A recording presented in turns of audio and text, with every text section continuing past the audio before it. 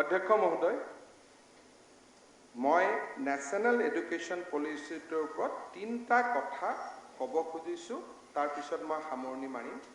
মই অত্যন্ত আনন্দিত যে আজি UDF দলৰ ফালৰ পৰা ন্যাশনাল এডুকেশন পলিচিক আদৰণি জনোৱা হৈছে। এই পলিচিখন যদি আমি অসমত ৰূপায়ণ কৰিব পাৰোঁ তেতিয়াহ'লে আমাৰ কিছুমান ডাঙৰ কাম হৈ যাব।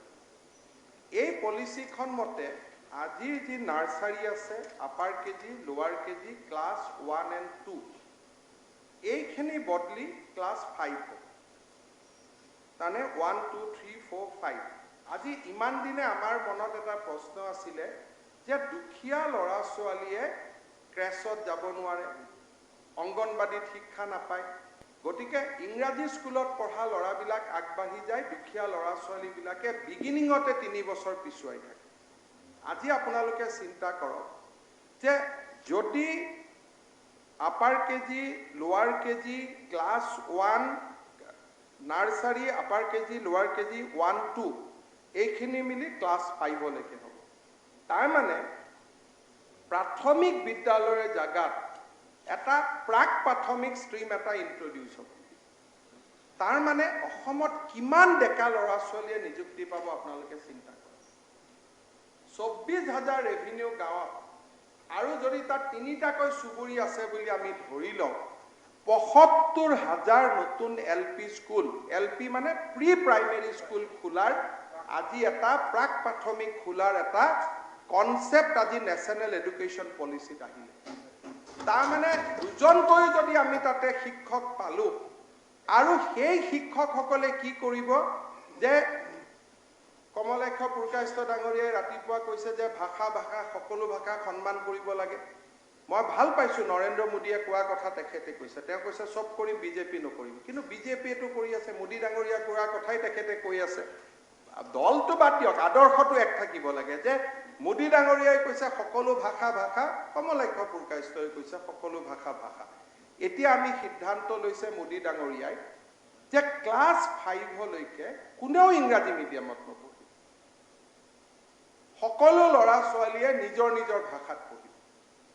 তাৰ মানে প্ৰথমবাৰৰ বাবে যি লেংগুৱেজবিলাক মৰি গৈছিলে, বড়ো, ৰাভা, মিচিং, এই যি লেংগুৱেজবিলাক মৃতপ্ৰায় হৈ গৈছিল, একোটা ভাষা কিমানটা প্ৰজন্মৰ অৱদান থাকে একোটা ভাষা কোৱাত।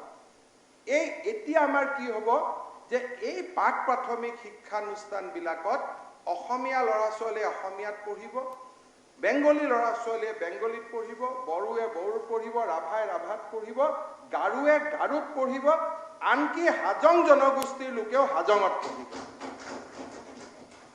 এইটো হ'ল মই ভাবো যে যিটো মেকলছে এডুকেশ্যনকটো ইংৰাজীকৰণ কৰিছিল তাৰ পৰিৱৰ্তে আগবাঢ়ি গৈ আজি ভাৰতবৰ্ষৰ এই শিক্ষানীতিৰ জৰিয়তে এটা ডাঙৰ সিদ্ধান্ত লোৱা হ'ল যে ল'ৰা ছোৱালীৰ শিক্ষাৰ ইনিচিয়েশ্যনটো it will be on the mother language, যে নিজৰ মাতৃভাষাত আৰম্ভ হ'ব। কাৰ্বি, ডিমাচা, কুকি। টাইমটো কম আছে।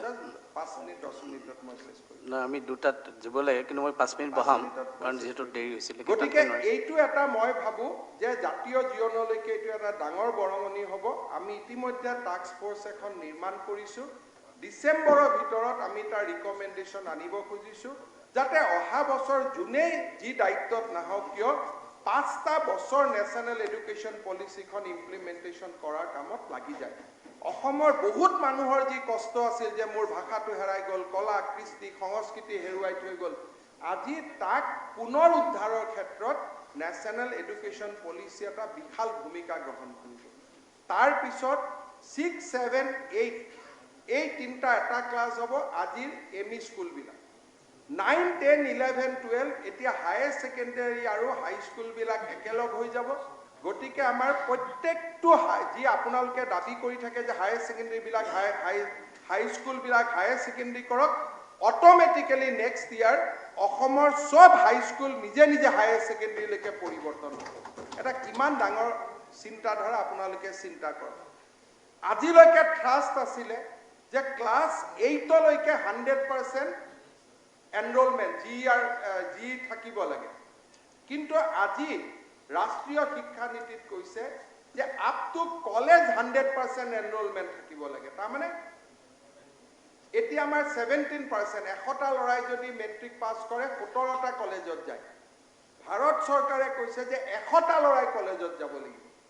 যদি 100টা ল'ৰা 100টাই কলেজত যায়, প্ৰত্যেকখন ব্লকত একোখন আমি কলেজ নাপাম জানো? আপোনালোকে চিন্তা কৰক যে প্ৰত্যেকটো ব্লকত, ডেভেলপমেণ্ট ব্লকত আমাৰ এখন নতুন কলেজ হ'ব, য'ত আজি এখন সমষ্টিত এটা কলেজ নাই।